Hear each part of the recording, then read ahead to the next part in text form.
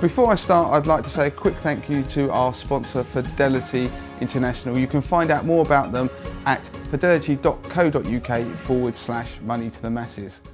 Welcome to the latest episode of Damien's Midweek Markets, the show where I talk about what's going on in investment markets and what to look out for in the days and weeks ahead. Now, we're still seeing a lot of euphoria in equity markets. In fact, the S&P 500 in America is over 3,300. It has gone over that for the first time ever. So we've seen new all-time highs, and we've seen new all-time highs in European stocks as well. So the euphoria has spread globally, although we've seen a slight pullback this week for reasons that I'll come on to a bit later in this show.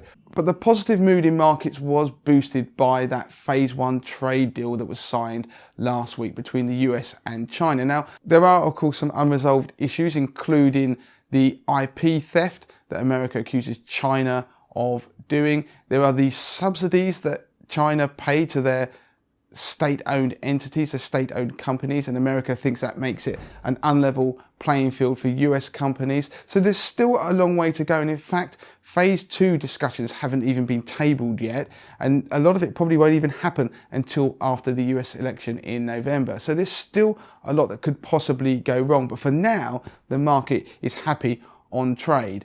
We've also seen a fairly positive start to the US earnings season. In fact, 75% of companies that have announced their earnings to date have actually beaten analysts' expectations. So that has been another reason why equity markets have felt fairly bullish. For example, Netflix announced their earnings this week, and while they generally beat analysts' expectations and their share price was fairly steady, there were concerns over the growth of their subscriber numbers in the US. Not so much globally, but particularly in the US. And in the days that have followed their earnings announcement, the stock price has fallen about 4%.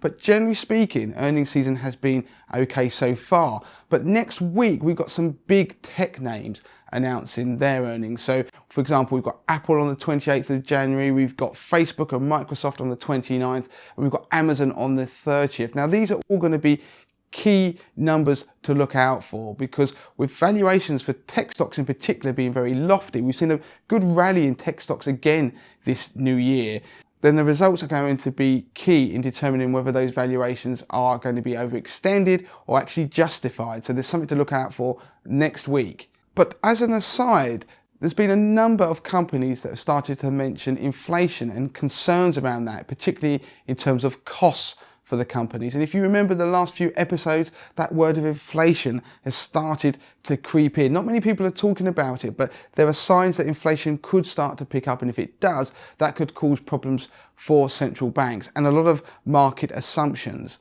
Perhaps the biggest story of this week is one that has come out of the blue, which is the coronavirus in China. Now, this is a virus that has started to spread around China. It's actually left China, and there's been cases in America and other countries. And as the news continues to leak and spread about what's going on with the virus, it started to cause slight wobbles in the stock market. If you looked early on in the week, markets pulled back, particularly in Asia. So that was obviously the area that's at the epicenter of this new crisis. Now, markets pulled back, and we're down probably about 1% if you look over in the east, so in Asia. If you go further west, then markets are pretty sanguine about the whole thing. For example, America, the stock market is still positive for the week since the last show that I made. And in Europe, it's fairly flat, even though they pulled back slightly from recent highs. As details continue to emerge over the virus, it'll be interesting to see how stock markets react. After the initial pullback, like I said, in Europe and America, they've been fairly sanguine. But today, as I make this video, in Asia, they pulled back again. Now, what is interesting about a situation like this is if you look at individual stocks and what they do. So if you looked at some pharmaceutical companies, people who make flu jabs, you would have seen their stock prices soar on a given day. Likewise, you would have seen transport companies, we're talking about airline companies, their stock prices would have fallen as people started to fear that people wouldn't be able to travel. And if you look in China already, there are about 20 million people in quarantine where they've actually isolated particular cities. And while a lot of that has been a knee-jerk reaction, we've also started to see some of the defensive sectors globally start to outperform some of the cyclical sectors, because people are starting to worry that if there is an outbreak of a virus, it might have some temporary impact, at least, on economic growth figures. Now, of course, we have been here before. If anyone remembers the SARS outbreak, we had stock markets have a wobble back then. And there was also the MERS outbreak in the Middle East. Now, these sorts of things tend to be temporary, but it will all depend on what happens with this particular virus. And so we need to watch the news flow. But in itself, the virus outbreak is probably unlikely to be the cause of any pullback in the stock market. It's likely to be something around economic growth assumptions, as I mentioned last week.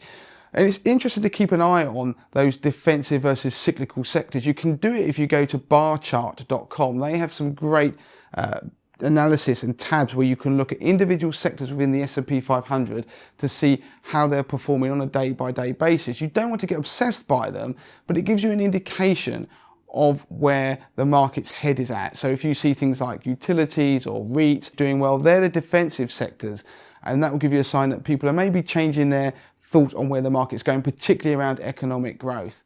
Of course, the main driver of markets still is the Federal Reserve and their accommodative policy for markets. So as long as the Fed has got the markets back, there are a lot of people still piling in money. And in fact, if you look at the institutional retail investors, it looks like everybody is almost all in at this point in time.